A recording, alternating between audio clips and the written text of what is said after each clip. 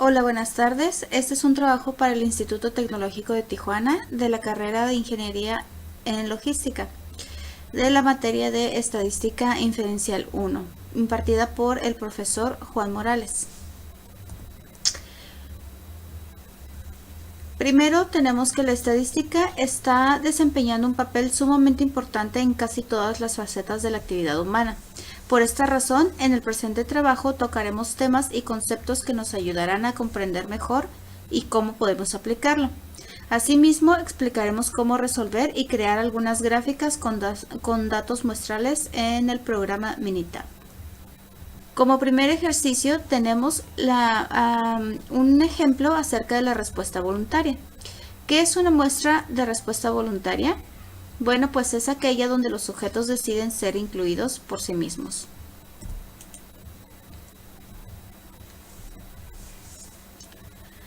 Significancia estadística y significancia práctica. ¿Qué diferencia existe entre la significancia estadística y la significancia práctica?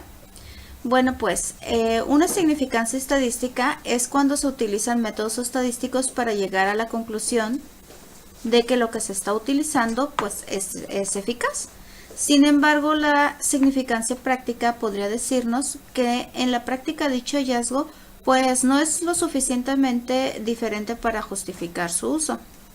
Otro ejemplo que tenemos es este que nos habla acerca de los Gigantes de Nueva York. Nos dice que los Gigantes de Nueva York derrotaron a los Broncos de Denver en el Super Bowl con un marcador de 120-98. En este caso podemos decir que pues es posible que esto haya sucedido, pero es muy poco probable. Otro ejemplo que tenemos acerca de esto es: mientras conducía por la ciudad, Mario Andretti se encontró con 3 semáforos consecutivos y todos estaban en verde. Como podemos ver, también esto es posible, pero en este caso sí es probable, a diferencia del otro ejemplo que habíamos visto anteriormente sobre los Gigantes de Nueva York. Bueno, en este otro ejemplo podemos observar 2 tablas. En la primera dice que, bueno, cada valor de X está pareado con el valor de Y, con el valor Y correspondiente. Es decir, cada valor X está asociado con el correspondiente valor Y de alguna forma significativa. Si los valores X y Y están pareados, tiene sentido utilizar la diferencia entre cada valor X y el valor ubicado en la misma columna. ¿Por qué? Bueno, los valores X están pareados con los valores y no tiene caso que utilicemos la diferencia entre cada valor. Aquí podemos ver, ya que los valores X corresponden a pesos, en este caso en libras, y los valores representan las cantidades de combustibles consumidas. Por esta razón podemos decir que las diferencias pues en realidad no tienen ningún significado. Nos vamos a pasar al siguiente ejemplo. En este caso hablamos acerca de la significancia estadística. Y esto es acerca de un estudio que se hizo del programa Ornish para la pérdida de peso. 40 sujetos perdieron un promedio de 3.3 libras después de 12 meses. Aquí nos dice que con base en datos de comparison of the Atkins, Ornish, with Waters and Sun diets for weight loss and heart disease reduction, the Journal of the American Medical Association, es posible utilizar métodos estadísticos para demostrar que si esta dieta no tiene efecto alguno, la probabilidad de obtener estos resultados es de aproximadamente 3 en 1000. Nos preguntan si el programa Ornish para la pérdida de peso tiene significancia estadística, tiene significancia práctica. ¿Por qué? Bueno, pues en base a esto hemos llegado a la conclusión de que todos bajaron de peso. Podemos pensar que el programa pues es estadísticamente significativo. Sin embargo, la cantidad que bajaron en 12 meses no es significativa, no resulta de significancia práctica, ya que pues todos esperamos bajar una cantidad pues mayor en un año, no la cantidad que nos muestran aquí. Aquí vamos a comparar algunas cantidades de combustible consumidas en la ciudad con las cantidades consumidas en carretera. Después vamos a responder a unas preguntas. Esto lo vamos a hacer solamente de manera sin efectuar ningún cálculo. Aquí tenemos una tabla. Aquí en esta parte tenemos una tabla que nos indica el promedio de gasto, de consumo que hay en la ciudad y que hay en la carretera. Podemos ver que la ciudad, bueno, tenemos valores menores a los que hay en carretera, por lo cual podemos deducir. La primera pregunta, lo que nos dice es: la conclusión de que las cantidades consumidas en carretera son mayores que las cantidades consumidas en la ciudad parecen estar sustentadas por una significancia estadística. Bueno, podemos ver que sí, todas las cantidades de consumo de combustible en carretera son mucho más grandes que las cantidades correspondientes de consumo de combustible en la ciudad. Y eso lo podemos checar aquí. En carretera tenemos un valor de 26, en la ciudad de 18, 31, 22, 29, 21, 29, 21 y así. Podemos deducir que el consumo pues es mayor en carretera. La pregunta 2 nos dice que nos hace énfasis a que si las cantidades consumidas en carretera son mayores que las cantidades consumidas en la ciudad y si parecen estar sustentadas por una significancia práctica. Pues sí, parece que las diferencias son bastante sustanciales. En la tercera pregunta nos dice: ¿cuál sería una de las implicaciones prácticas de una diferencia sustancial entre las cantidades de combustible consumidas en la ciudad y en carretera? Bueno, pues la diferencia tiene implicaciones prácticas. Por ejemplo, podemos reducir los costos del combustible al conducir pues en horarios de poco tránsito.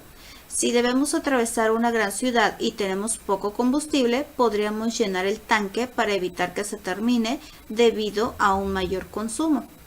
Entonces, así podemos deducir estas conclusiones acerca de la tabla que les mostré ahorita y las preguntas hechas en esta presentación. A continuación veremos los tipos de datos, el dato cuantitativo y categórico. Nos pide aquí encontrar la diferencia entre los datos cuantitativos y los datos categóricos. Vemos que los datos cuantitativos son números que representan conteos o mediciones, mientras que los datos categóricos son nombres o etiquetas que no son números y que por lo tanto no presentan conteos ni mediciones. Por lo tanto, esa es la diferencia. A continuación vamos a determinar si el valor dado es un estadístico o un parámetro. Vamos también a leer, a aprender algunas de las definiciones básicas para poder deducir la respuesta que acabamos de poner aquí. Y dice que, hablando pues de política, de los senadores que conforman el Congreso estadounidense actual, el 44% son demócratas. Nuestra respuesta es que es un parámetro, ya que el parámetro nos dice que es una medición numérica que describe algunas características de una población. En este caso, pues nos está diciendo, ¿verdad?, el porcentaje actual que conforma el Congreso estadounidense. El siguiente ejemplo nos habla acerca de la tabla periódica. Dice que el peso atómico promedio o la media del peso atómico de todos los elementos de la tabla periódica es de 134.355 unidades de masa atómica unificada. Nuestra respuesta fue parámetro. Ya vimos anteriormente lo que es un parámetro, por lo tanto podemos deducir que esta cantidad o estas unidades pues están describiendo una medición numérica, ¿verdad? En el siguiente ejemplo dice que las ganancias de películas, el autor eligió al azar 35 películas y calculó la cantidad de dinero que obtuvieron por las ventas de boletos. El promedio o la media es de 123.7 millones. En este caso pusimos que es un estadístico, puesto que aquí el concepto de lo que es un estadístico nos dice que es una medición numérica que describe algunas características de una muestra. En este caso nos están describiendo que esto fue al azar, ¿verdad? Nos están describiendo algunas características específicas de las películas que el autor eligió. A continuación vamos a identificar la muestra y la población. Además vamos a determinar si la muestra parece ser representativa de la población. Y nos dan un ejemplo acerca de una encuesta que se le hizo a una aerolínea. Dice que encuesta de AOL America Online pidió a sus suscriptores que respondieran la siguiente pregunta. ¿Qué frase publicitaria le disgusta más? Se presentó a los participantes una lista con varias frases publicitarias utilizadas para alentar las ventas de automóviles, y la de Volkswagen recibió el 55% de las 33.160 respuestas. Su frase era: alivia el sufrimiento producido por el gas. Bueno, pues aquí podemos ver que la población es representada por todos los suscriptores de AOL, de los cuales la muestra representa por aquellos suscriptores que respondieron a la pregunta 33.160, que es difícil definir en este caso si la muestra pues es significativa, dado que se desconoce la población total de suscriptores de AOL al momento de que la compañía lanzara esta pregunta. En realidad no tenemos datos concretos, entonces por eso es que se puede asumir esto. En el siguiente ejemplo tenemos que nos dice: interpretación de encuesta política para la encuesta descrita en el problema del capítulo. En este caso vamos a suponer que se preguntó a los participantes por el partido político de su preferencia y que las respuestas se codificaron como 0 para los demócratas, 1 para los republicanos, 2 para los independientes o 3 para cualquier otra respuesta. Si se calcula el promedio o la media de las cifras y se obtienen 0.95, ¿cómo se interpreta este valor? Bueno, pues en este momento podemos asumir que el valor resultante nos da a entender que al menos cada una de las opciones obtuvo un voto. Sin embargo, se carece de mucha información como para poder determinar su verdadero significado. Vamos a entrar al pensamiento crítico. En este ejemplo nos habla acerca de los datos del FBI y nos dice que la correlación y causalidad con el uso de datos del FBI y de la Oficina de Alcohol, Tabaco y Armas de Fuego, métodos estadísticos demostraron que para los diferentes estados de Estados Unidos existe una correlación o asociación entre el número de armas automáticas registradas y la tasa de homicidios.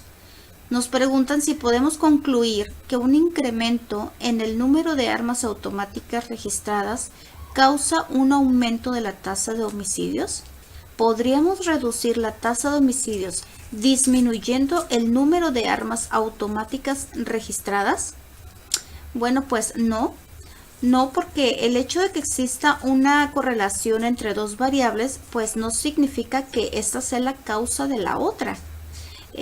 Una reducción en el número de armas registradas, pues realmente no nos asegura que habrá una disminución en la tasa de homicidios. Por lo tanto, pues nuestra respuesta es no se podría reducir, ¿verdad?, la tasa de homicidios. En estos siguientes ejemplos utilizaremos el pensamiento crítico, nada más, para elaborar pues una conclusión que podemos hacerla alternativa o correcta. Vamos a utilizar un ejemplo acerca de los automóviles de BMW. Y dice aquí que vamos a considerar un informe de los medios de comunicación masiva de que los automóviles BMW causan que las personas estén más saludables. Veamos una conclusión alternativa. Los conductores de automóviles BMW tienden a ser más adinerados que otros adultos y una mayor riqueza está relacionada con un mejor estado de la salud. Las personas que se gradúan de la universidad viven más tiempo con base en un estudio que revela que las personas que se gradúan de la universidad viven más tiempo que quienes no lo logran. Un investigador concluye que el hecho de estudiar provoca que la gente viva más tiempo. Bueno, pues sí es posible que exista una relación entre el estudio y una vida más larga, puesto que el tener una carrera universitaria pues nos podría brindar la oportunidad de tener mejores ingresos y por lo tanto tener una vida más sana, o bien pagar mejores servicios de salud. Es lo que podemos llegar a deducir, ¿verdad? Nuestro pensamiento crítico nos dice que esta es la consecuencia que nos puede traer el hecho de estudiar una carrera universitaria. Sigamos con las deducciones solamente por pensamiento crítico. La discrepancia entre adultos reportados y observados cuando Harris Interactive encuestó a 1,013 adultos, el 91% dijo que se lavaba las manos después de utilizar un baño público. Sin embargo, cuando se hizo una observación de 6,336 adultos, se encontró que en realidad el 82% se lavaba las manos. Solamente el 82, no en realidad el 91, ¿verdad? Como se había encuestado anteriormente. ¿Cómo se puede explicar esta discrepancia? ¿Qué porcentaje es más probable que indique con exactitud la tasa real de las personas que se lavaban las manos en un baño público? Bueno, pues es algo muy habitual que puede pasar, que las personas cuando se les hace una pregunta respondan positivamente. Tal vez por pena o por una respuesta automática. Sin embargo, pues es mucho más probable que el porcentaje de 82% que nos dan por aquí sea más real, ¿no? Porque nos está indicando datos reales de adultos que se han observado y que no solamente respondieron por responder.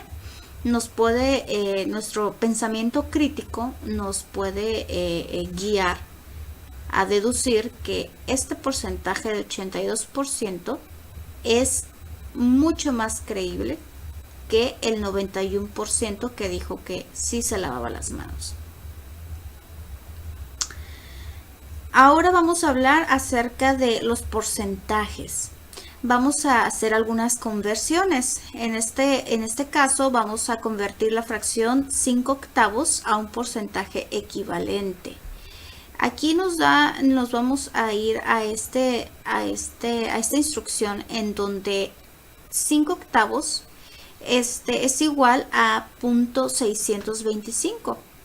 Esto lo vamos a multiplicar por 100. ¿Cómo sacamos este porcentaje, esta cantidad en decimal? Bueno, vamos a dividir 5 entre 8 y el total nos da este resultado, lo cual lo vamos a multiplicar por 100. Y nos da el porcentaje equivalente, que es 62.5. Después vamos a convertir 23.4% a su equivalente decimal.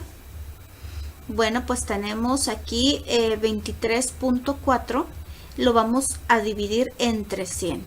Y por lo tanto nos va a dar como resultado el decimal de esta división, que es 0.234. El siguiente dato que vamos a encontrar es el 37% de 500. Tenemos aquí que el 37% de 500 es igual a 37 entre 100 por 500, nos da un resultado de 185. Este es el resultado de 37% de 500. Ahora vamos a convertir decimales a un porcentaje equivalente. En este caso tenemos 0.127, lo cual lo vamos a multiplicar por 100 y nos va a dar como resultado el porcentaje equivalente a esta cantidad. En este caso nos dio 12.7%. Todos estos resultados los podemos sacar con una calculadora convencional. Realmente no necesitamos otro tipo de calculadora. Vamos a ver otro ejemplo y dice aquí que en una encuesta Gallup aplicada a 734 usuarios de Internet, el 49% reveló que de manera frecuente u ocasional realiza compras en línea. ¿Cuál es el número real de usuarios de Internet que afirmaron que compran en línea de manera frecuente u ocasional? Bueno, pues tenemos aquí, primero, tenemos un dato que es 734 usuarios. Después tenemos el porcentaje que reveló de qué manera tan frecuente hace compras en línea. Esta cantidad de 734 la vamos a multiplicar por 0.49 y vamos a obtener un resultado de 359.66. Lo vamos a redondear y nos queda una cantidad de 360 usuarios. Continuamos con otro ejemplo. De los 734 usuarios de Internet encuestados por Gallup, 323 dijeron que de manera frecuente u ocasional realizan planes de viaje consultando información en línea. ¿Cuál es el porcentaje de personas que afirmaron que de manera frecuente u ocasional realizan planes de viaje consultando información en línea? Bueno, aquí tenemos también nuestro primer dato, 323 usuarios. Aquí lo que vamos a hacer es primero multiplicar 323 por 100 entre 734. Esto nos dará el porcentaje, ¿verdad? El porcentaje de personas que afirmaron pues de qué manera frecuente o consultan planes de viaje, ¿no? En línea. En este caso nos dio 44%. El siguiente ejercicio nos habla acerca de los medios de comunicación, los porcentajes en estos medios. Porcentajes en los medios de comunicación. En el New York Times Magazine, un reporte acerca de la disminución de inversión occidental de Kenia incluyó la siguiente afirmación. Después de años de vuelos diarios, Lufthansa y Air France suspendieron el servicio a los pasajeros. La inversión extranjera cayó 500% durante la década de los 90 o de 1990. ¿Qué es incorrecto en esta afirmación? Bueno, tenemos un dato importante, ¿verdad? Nos están dando un porcentaje bastante alto, 500%, lo cual es un poquito inusual. Dice aquí que, bueno, si dicha inversión se reduce al 100%, pues desaparecería. Aquí nos dice que al 500%, lo cual no puede ser posible, ya que no se puede reducir más del 100% en su totalidad. Este dato es un poquito inusual, entonces no puede ser posible. El siguiente punto que vamos a ver aquí habla acerca de la recolección de datos muestrales. Y bueno, pues aquí vamos a ver algo acerca de la muestra de conveniencia. El autor realizó una encuesta entre los estudiantes de sus clases. Les pidió que indicaran si eran zurdos o diestros. Es probable que esta muestra de conveniencia arroje resultados que sean típicos de la población. Es probable que los resultados sean buenos o malos. La calidad de los resultados de esta encuesta refleja la calidad de muestras de conveniencia en general. Bueno, el estudio que realizó el autor fue de un grupo pues bastante pequeño de alumnos, por lo tanto los resultados son desfavorables en este caso. No se puede tomar como una muestra de conveniencia general de la población, entonces realmente pues son desfavorables estos resultados. Otro ejemplo es encuesta sobre el tabaquismo Gallup. Esta encuesta se realizó a 1.018 adultos y el 22% de ellos admitieron haber fumado cigarrillos durante la semana anterior. Bueno, pues en este caso vamos a ver algo acerca de lo que es, es el estudio observacional, ya que no se encuentra ningún método aplicado. ¿Qué nos dice el estudio observacional? Bueno, nos dice que para poder identificar si es un estudio observacional, vemos y medimos características específicas, pero no intentamos modificar a los sujetos que están estudiando. Es por eso que deducimos que es un estudio observacional. A continuación vamos a identificar qué tipo de muestreo se utilizó, si es aleatorio, sistemático, de conveniencia, estratificado o por conglomerados. Prueba de la equinacia. Un estudio sobre la eficacia de la equinacia incluyó infecciones del tracto respiratorio superior. Un grupo de infecciones fue tratado con equinacia y otro grupo fue tratado con placebos. Los grupos de tratamiento con equinacia y de placebo se determinaron mediante un proceso de asignación aleatoria. Bueno, en este caso podemos deducir y podemos identificar que el tipo de muestreo que se ha utilizado para este caso es muestreo estratificado. Veamos por qué. ¿Qué nos dice el muestreo estratificado? Nos dice que subdividimos a la población en al menos dos grupos o estratos diferentes, de manera que los sujetos que pertenecen al mismo subgrupo compartan las mismas características, como el género o la categoría de edad, y luego obtenemos una muestra de cada subgrupo. Y sí, aquí nos está hablando de un grupo de infecciones y otro grupo que fue tratado con otro tipo con placebos, ¿no? Aquí nos habla de los grupos, está hablando de los dos grupos que fueron tratados con equinacia y con placebo. Sin embargo, no están tratando de cambiar, ¿no? En este caso están tratando de obtener una muestra de cada subgrupo para saber cómo ayudarlos. Vamos a ver acerca de las muestras aleatorias y muestras aleatorias simples. Muestra sistemática.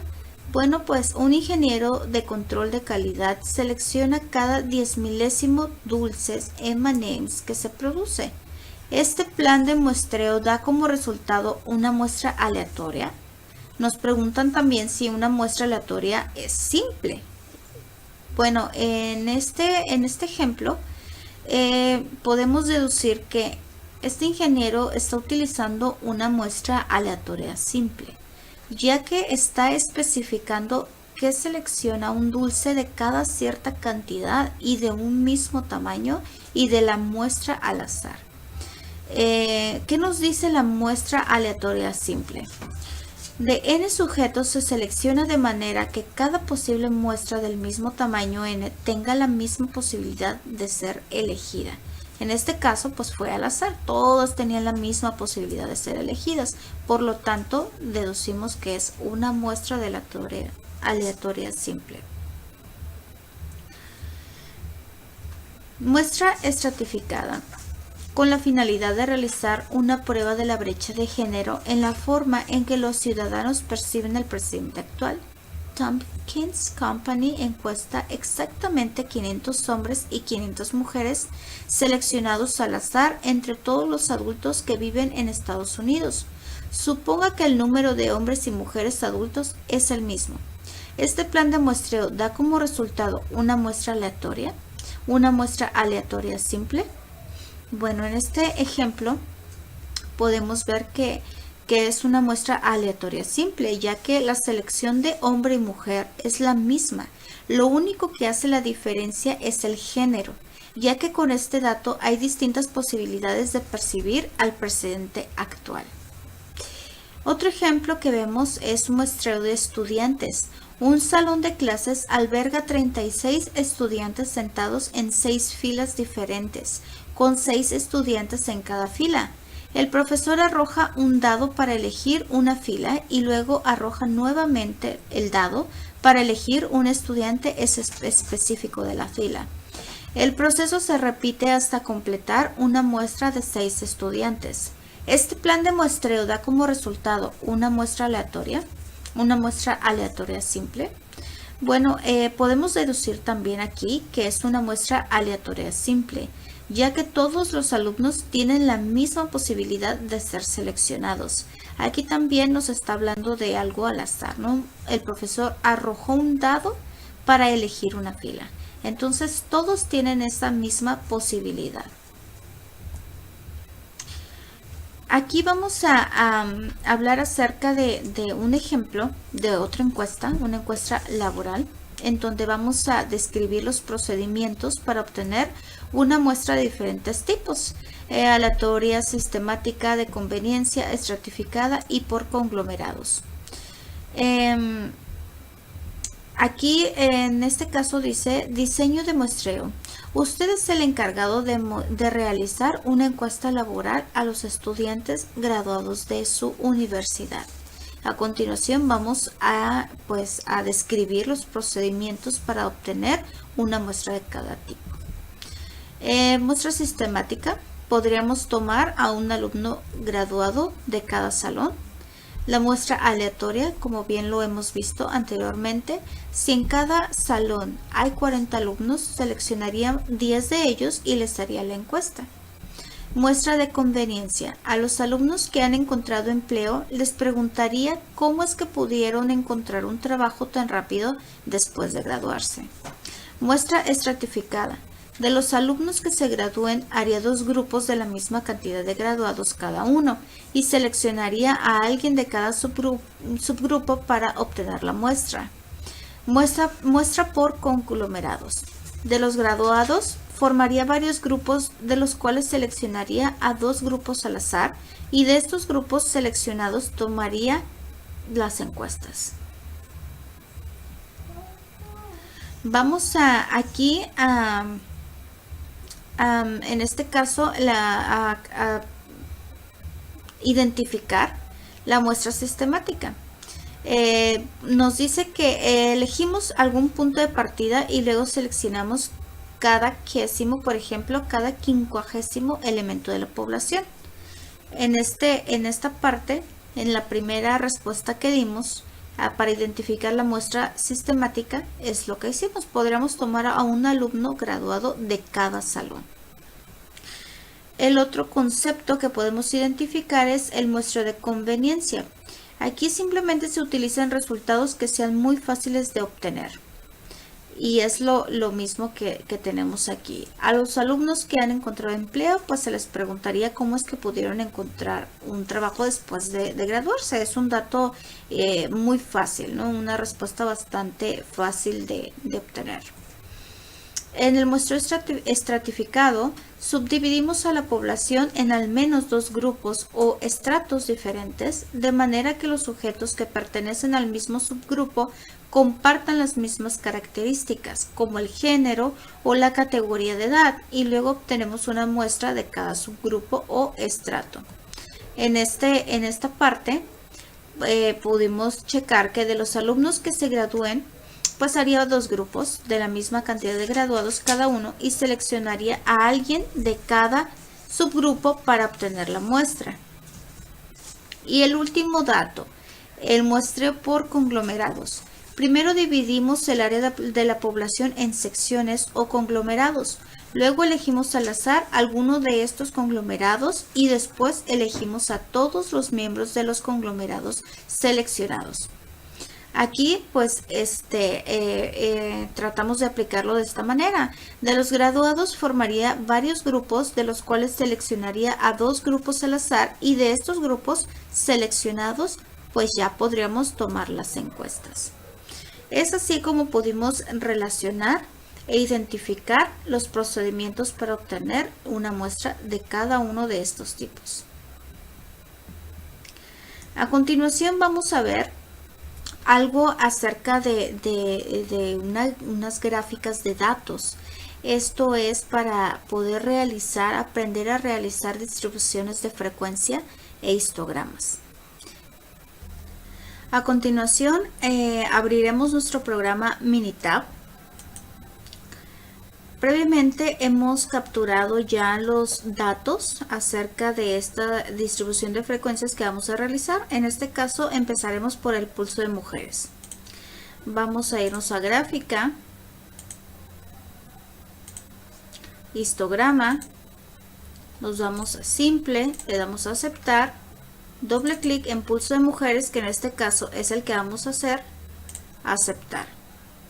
Automáticamente nos va a arrojar nuestra gráfica con los datos que nosotros tenemos aquí capturados, pero nos da 12 barras, lo cual es incorrecto porque en nuestro ejercicio nos está pidiendo 7 clases y aquí nos está dando 12. Lo primero que vamos a hacer aquí es empezar por colocar los datos a las barras. Damos clic derecho, vamos a agregar etiquetas de datos. Ya que hemos agregado las etiquetas de datos, vamos a corregir esta pequeña discrepancia que tenemos aquí.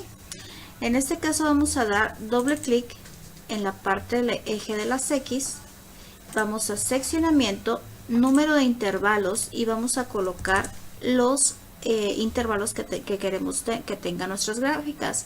En este caso son 7 clases. Vamos a darle a aceptar y automáticamente vemos que nos va a convertir, en lugar de 12 nos da 7. Otro detalle que vemos aquí pues es el acercamiento que tenemos esto al porcentaje que nos pide el ejercicio, al pulso. En este caso nos está pidiendo un pulso de 60-69 y vemos aquí que nos da un pulso de 55-65. Es lo mayor que se puede acercar la relación que acabamos de hacer y la corrección. El siguiente dato 65.75, 70.79 y así sucesivamente con los demás. En este caso también podemos hay otro dato que tenemos que corregir aquí y es en la barra, en los datos que nos está dando en la parte de los puntos medios de clases. La marca de clase, las marcas de clase que nos proporciona son estas: 64.5, 74.5. Nosotros vamos a tener que incluirlas en esta parte. Vamos a hacer exactamente lo mismo. Clic en la parte del eje de las X, nos vamos a seccionamiento, en posiciones de punto y ahí vamos a colocar las medias de clase, que en este caso, como ya vimos aquí, empezamos por 64.5. Vamos a capturar la 64.5, 74.5, 84.5, 94.5, 104.5, 114.5 y 124.5. Vamos a darle a aceptar y automáticamente vamos a ver que se acercó un poquito más, ¿verdad? Tenemos ya nuestras 7 clases, 1, 2, 3, 4, 5, 6, 7. Y checamos en qué valor nos da, el número de clase que nos da es 59 y 69.5. Aquí vemos que tenemos un pulso de 60 a 69. Ya tuvimos un mayor acercamiento. Entonces, hasta aquí es lo máximo que podemos acercarnos. También podemos, aquí nos está pidiendo también que podamos hacerlo, convertirlo a porcentaje. ¿Cómo podemos hacer esto en Minitab? Muy fácil. Lo único que tenemos que hacer es darle clic en el lado del eje de las Y, le vamos a dar en tipo y vamos a seleccionar porcentaje, aceptar y automáticamente nos va a dar aquí el porcentaje. Nos marca aquí en la leyenda de porcentaje y nuestros valores los ha convertido automáticamente a a lo que seleccionamos esta vez, que fue porcentaje. Y bueno, así tenemos nuestra primera distribución de frecuencias.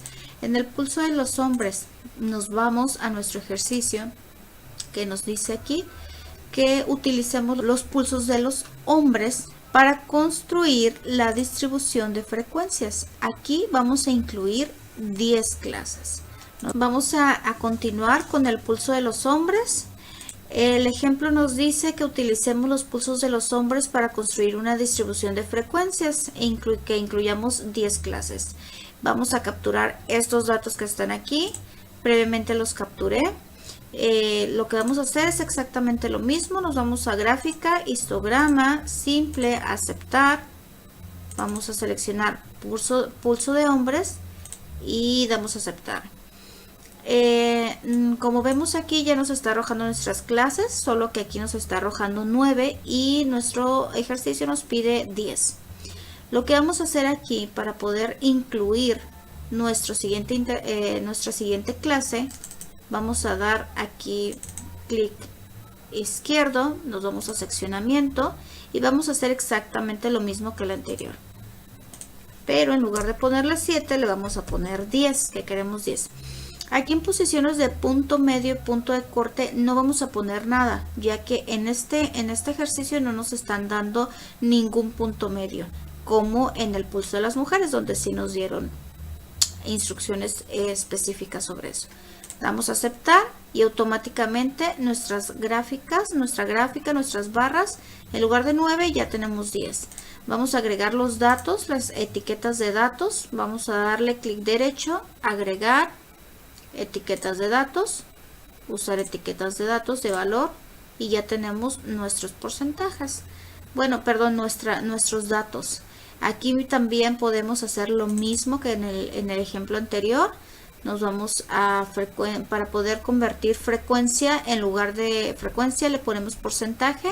Nos vamos al eje de las Y's, damos doble clic, clic izquierdo, nos vamos a tipo, seleccionamos porcentaje, aceptar.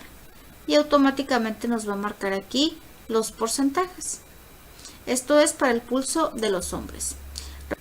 Vamos con nuestro tercer ejercicio. Y nos dice que la radiación en dientes de leche a continuación se presenta en una lista con las cantidades de estroncio 90 en milibecquereles que hay en una muestra aleatoria simple de dientes de leche.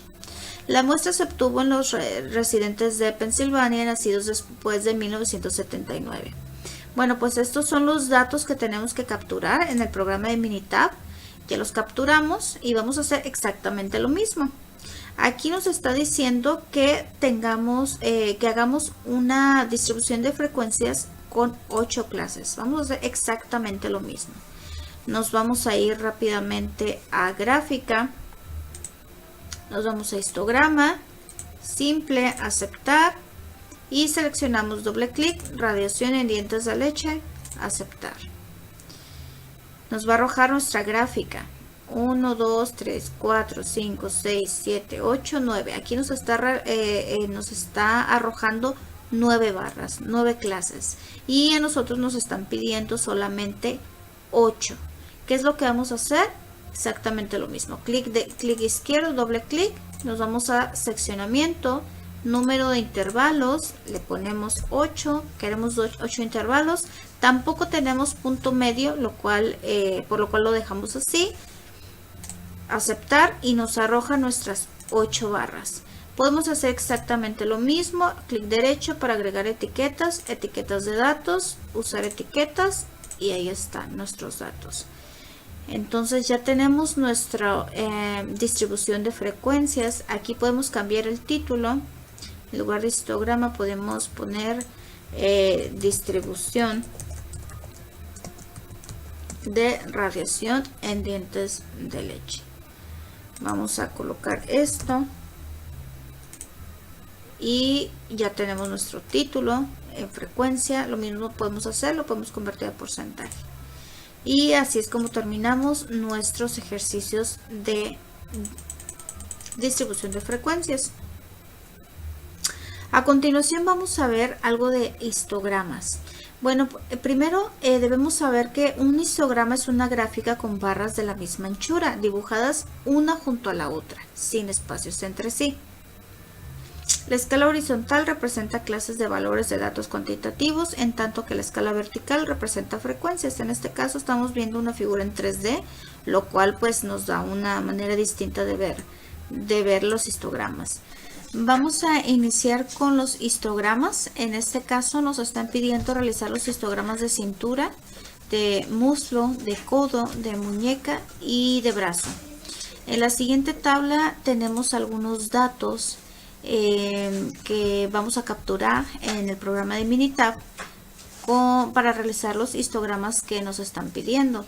Nos vamos a nuestro programa de Minitab, previamente capturado los datos, y vamos a empezar con nuestro primer histograma. Nos vamos a estadísticas, estadísticas básicas y resumen gráfico. Seleccionamos el cintura, que en este caso es el que queremos realizar, aceptar. Y nos va a arrojar nuestro primer histograma con una serie de datos del lado derecho que nos ayudan a describir de una mejor manera este histograma que tenemos aquí. Nos dice que el valor, en este caso el valor de p-value, que es este valor de p, es 0.175. El valor de probabilidad puede ser de 0 a 1. Para saber si los datos, esto se hace para saber si los datos están distribuidos de manera normal. Para poder llegar a esa conclusión o asumir que están distribuidos de manera normal, se debe de utilizar un nivel de confianza de 95, bueno, un nivel de confianza alto, ¿no? En este caso pues fue 95%. Y así es como obtenemos nuestro primer resumen o nuestro primer histograma. Y nuestro siguiente ejercicio, que nos habla acerca de las gráficas estadísticas, nos dice que en este ejemplo se incluye un polígono de frecuencias que describe los pulsos de mujeres, y en el ejemplo 4, que presenta una gráfica de puntos, el mismo conjunto de datos. ¿Cuáles son las principales ventajas de la gráfica de puntos sobre el polígono de frecuencias? Bueno, pues las principales ventajas de la gráfica de puntos es que permite identificar todos los datos originales. Más adelante vamos a poder ver lo que es una gráfica de puntos. En este caso nos vamos a ver algunas figuras de unos ejercicios donde nos presentan polígonos de frecuencias relativas para los pulsos de hombres y mujeres, los cuales cuando se comparan estos dos conjuntos de datos nos preguntan por qué generalmente es mejor utilizar polígonos de frecuencias relativas en lugar de polígonos de frecuencias. Y bueno, hemos llegado a la conclusión de que si se llegan a utilizar polígonos de frecuencias relativas que consistan en proporciones o porcentajes, ambos conjuntos de datos utilizan medidas que pueden compararse. Sin embargo, si se utilizan polígonos de frecuencia con frecuencias que son diferentes, la comparación de igual manera pues no será igual. A continuación nos vamos a ver un ejemplo de lo que es una gráfica de puntos.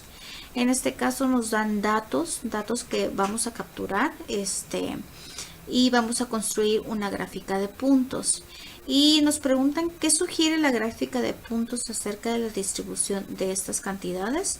Bueno, pues en este momento nos vamos a ir aquí a ver nuestros datos que previamente ya están aquí capturados. Vamos a corroborarlos. Son estos datos que tenemos aquí. Y vamos a empezar. Lo primero que tenemos que hacer es seleccionar gráfica. Nos vamos aquí donde dice gráfica de puntos simple, le damos a aceptar. Vamos a seleccionar nuestra muestra aleatoria simple, que en este caso son los datos que hemos capturado. Damos a aceptar y automáticamente nos va a lanzar nuestra gráfica de puntos. ¿Qué nos dice? ¿Qué nos sugiere? Bueno, pues la gráfica de puntos sugiere que las cantidades tienen una distribución aproximadamente normal y se distribuyen alrededor de milibecquereles. Entonces, así podemos construir una gráfica de puntos que hemos mostrado en este ejemplo. Vamos a continuar con nuestro siguiente ejemplo. En este caso vamos a construir una gráfica de tallo y hojas. Nos dan unos datos que nosotros ya hemos capturado previamente, que nos dan aquí del apéndice B, que ya capturamos.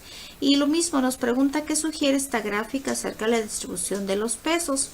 Nos vamos a ir a nuestro ejercicio, en donde ya hemos capturado previamente los datos de dicha tabla, y vamos a empezar.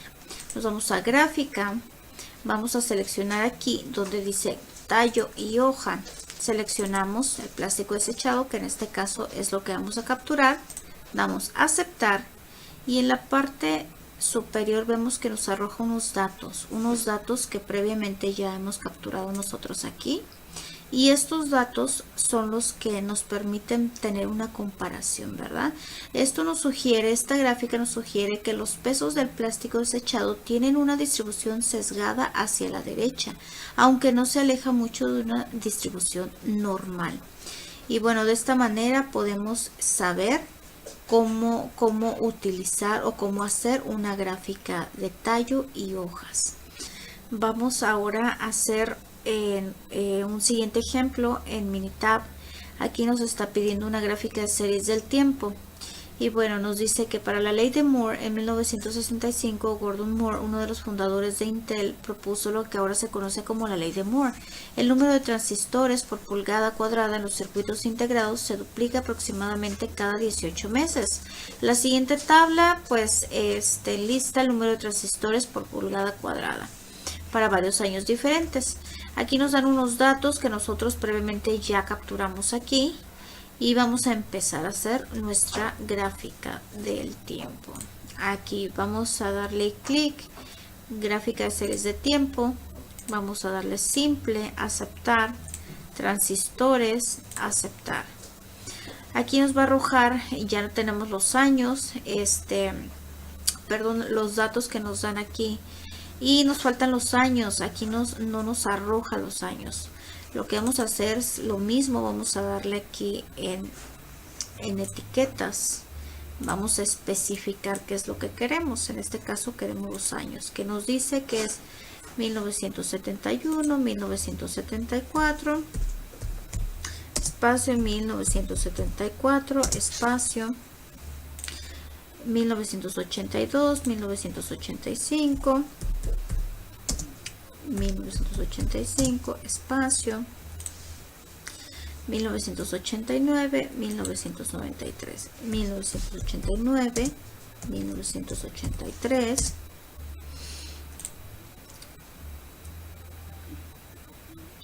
1997, aquí nos equivocamos, era 93, 1997, 99, 2000, 97, 1999, 2000,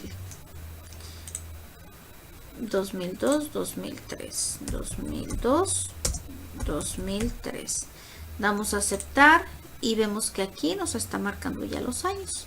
Entonces así es como podemos ver que prácticamente nuestra gráfica de series de tiempo, pues aquí está, ¿verdad?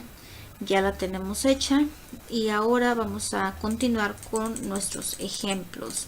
Aquí nos da otra vez una gráfica de tallo y hojas. Al margen pues vamos a completar. En este caso ya hicimos una gráfica de tallo y hojas. Aquí se nos da unos datos en donde tenemos que construir una gráfica de tallo y hojas como la que hicimos en el anterior ejemplo, que fue aquí. Nada más que aquí pues hay un grupo de mujeres y un grupo de hombres. Vamos a continuar con nuestro pensamiento crítico. Gráfica inadecuadas. Nuestro ejemplo nos dice que los resultados de encuesta American Online ocasionalmente realizan encuestas en línea en las que los usuarios de internet pueden responder una pregunta. Si se construye una gráfica para ilustrar los resultados de una encuesta como esta, la gráfica se diseña de forma objetiva y con técnicas adecuadas. La gráfica ayudará a comprender mejor la población general. ¿Por qué? Bueno, aquí nos está diciendo un punto importante. Esto es pensamiento crítico, ¿verdad? Y nosotros podemos deducir que sí ayudará a comprender a la población porque el objetivo de crear la gráfica es diseñarla con técnicas adecuadas donde se pueda ver claramente la diferencia entre las votaciones de los usuarios. Eso ha sido todo. Muchas gracias por su atención.